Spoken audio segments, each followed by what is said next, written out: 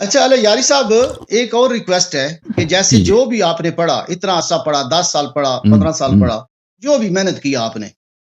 جی محنت اس لیے تو نہیں کی کہ آج میرے سامنے آ کے کوئی سنی کتب کی آپ کوئی بات مان لیں، نہیں مانیں گے، کیونکہ آپ نے پڑھا ہے، اسی لیے پڑھا ہے، 10 سال پڑھا ہے، 15 سال پڑھا ہے۔ اسی طرح جو میرے سنی علماء ہیں جنہوں نے 10 سال پڑھا ہے، انہوں نے ڈگری اس لیے حاصل نہیں کی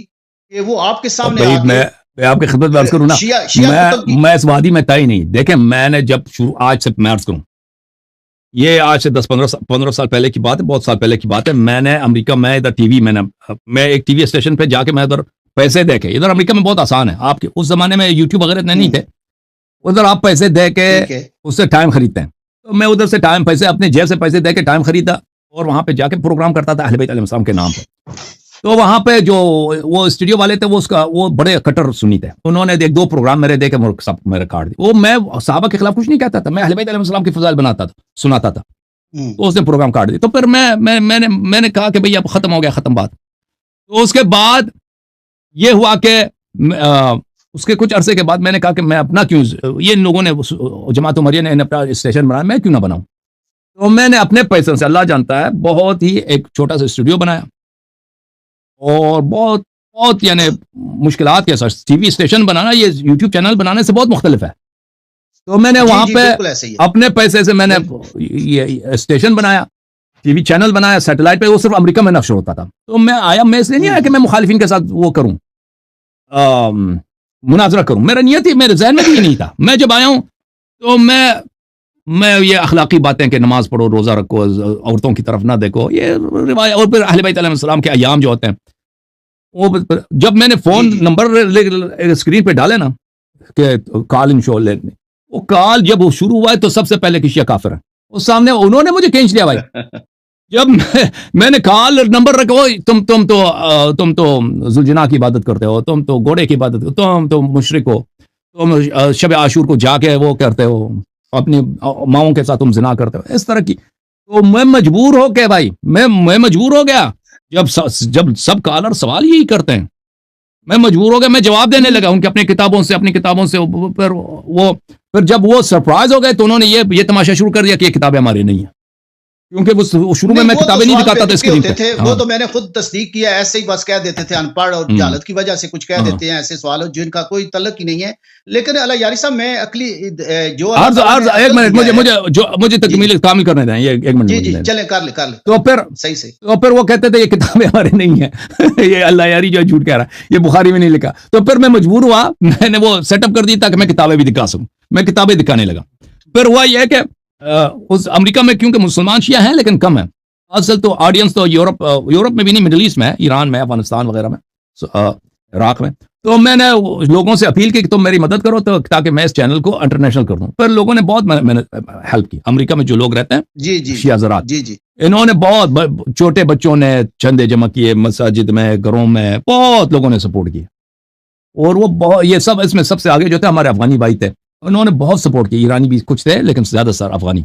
اور یہ انہوں نے بچے جا کے برف، یہ امریکہ میں برف پڑتا ہے نا سردیوں میں، برف صفائی کرتے تھے لوگوں کے گھروں میں پیسے لے کے اللہ یاری کے چینل کو، اس طرح ان کے پیسوں سے میں نے یہ چینل، بالکل اللہ جانتا ہے، کوئی شک نہیں، اس کو میں نے پھر انٹرنیشنل بنا دیا۔ انٹرنیشنل جب بنا دیا، تو پھر جب ایران میں اس زمانے میں یہ تھا کہ ایران میں وہاں پہ بہت سارے چینل تھے وہابیت کے، شیعوں کا کوئی چینل نہیں تھا، شیعوں کے چینل تھے لیکن وہ کوئی جواب نہیں دیتے تھے، ان کو کہتے تھے وَاعْتَصِمُوا بِحَبْلِ اللَّهِ جَمِيعًا وَلَا تَفَرَّقُوا، وہ غلط عقائد وغیرہ۔ جب انہوں ایرانی تو پاگل ہو گئے، جب انہوں نے میرے پروگرام دیکھے،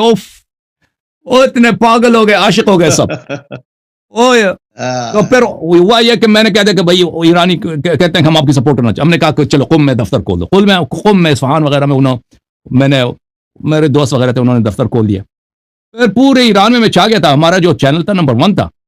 تو یہ پھر ایرانی حکومت نے یہ دیکھا کہ بھئی یہ تو اللہ یہ تو قبضہ کر لے گا، تو انہوں نے کیا کیا، انہوں نے ہمارے دفاتر کو بند کر دیا، ہمارے بینک اکاؤنٹ میں پیسے تھے، لوگوں کے چندے تھے، وہ سب یہ خامنئی نے کھا لیے، ملعون نے، اور ہمارے دوستوں کو انہوں نے جیل میں ڈال دیے، اور جتنے ہمارے جو کیونکہ وہ دفتر میں ہوتا تھا نا، وہ لسٹ ہوتا تھا کس نے پیسے دیے، ان سب کو پکڑ لیا انہوں نے، جنہوں نے اللہ یاری کی مدد کی، اور سب سے توبہ لے لو کہ بھائی کبھی اللہ یاری کو اب کال نہیں کرنا، کبھی پیسے نہیں دینا۔ علماء اچھا بڑے اچھا بڑے اچھا علماء ہمارے ساتھ تھے، یعنی بڑے بڑے علماء، سینئر علماء، وہ ہمارے سپورٹ کرتے تھے، پیسے بھیجتے تھے، کیونکہ چینل کے بہت خرچے ہوتے تھے ہر مہینے، جی جی جی بالکل چینل کے بہت لاکھوں خرچے ڈالر کے ہیں حساب میں بالکل ہاں خرچے ہوتے تھے، ہاں، تو اس جی خرچہ جی سب ایسے ہی لوگ دیتے تھے، عوام دیتے تھے، علماء دیتے تھے، تو ان کو کانٹیکٹ، ان کو پکڑ لو کہ بھائی اب آج کے بعد ایک آدھ ڈالر بھی دے دیا تو آپ کی خیر نہیں ہے۔ اور انہوں نے یہ کیا کہ اچھا ہمارا اچھا جو اچھا سیٹلائٹ تھا اس کے خلاف انہوں نے اب انہوں نے یہاں تک ہمارے سے اتنا خطرہ تھا ان کو کہ ہمارے پروگرام سیٹلائٹ کے خلاف، یہ وہ ایک ہوتا ہے نا ٹرانسمٹ کرتے تھے وہ ویوز کے، وہ سیٹلائٹ وہ وہاں پہ وہ اس کے نشریات میں خلل پڑتا تھا، وہ صحیح وہ کلیئر نہیں ہوتی ہوگی نا، سگنل کلیئر نہیں آتا اس کے، اسی وجہ سے بہت جھگڑا ہو گیا تھا ایران کے ساتھ، انٹرنیشنل جو جی جی کمپنیز ہیں اور یورپین یونین اور امریکہ کا تو اتنا نہیں تھا، یورپین یونین وغیرہ کہ آپ ہمارے سیٹلائٹ کے خلاف یہ نہیں کر سکتے۔ تو اس کے بعد میرے بھائی، میرے عزیز، تو یہ سلسلہ تھا ہمارا، تو کہنے کا مقصد یہ تھا کہ ہم نے جو یہ اس وادی کی طرف ہم آئے نا کہ ہم شیعہ کی بات کرتے ہیں، اہل بیت علیہ السلام کی بات کرتے ہیں، ہم یہ مجبوری کے تحت، ہم اس لیے نہیں شوق کے ساتھ، اب اردو زبان میں بھی میں نے بار بار کہہ دیا کہ مجھے شوق نہیں مناظرات کا، اللہ جانتا ہے مجھے اس بات کا شوق نہیں ہے کہ میں آ کر ادھر ابو بکر عمر کی برائیاں بیان کروں یا عائشہ وغیرہ کی، اس سے صحیح میری زندگی کے خطرے میں پڑتی ہے، میرے اولاد کی زندگی، اس میں میرا کوئی مالی منفعت بھی نہیں ہے، اگر لوگ یہ سمجھے کہ مجھ سے مجھے کوئی پیسہ دیتا ہے، یہ بھی نہیں ہے، لیکن یہ ایک مجبوری کے تحت، وہ مجبوری یہ ہے کہ پاکستان میں شیعوں کے خلاف اتنی تبلیغ ہو چکی ہے، شیعوں کی جتنی تکفیر صحیح پاکستان میں ہوئی ہے وہ کہیں نہیں ہوئی ہے، آج سے نہیں 40 سال سے شدید تکفیر،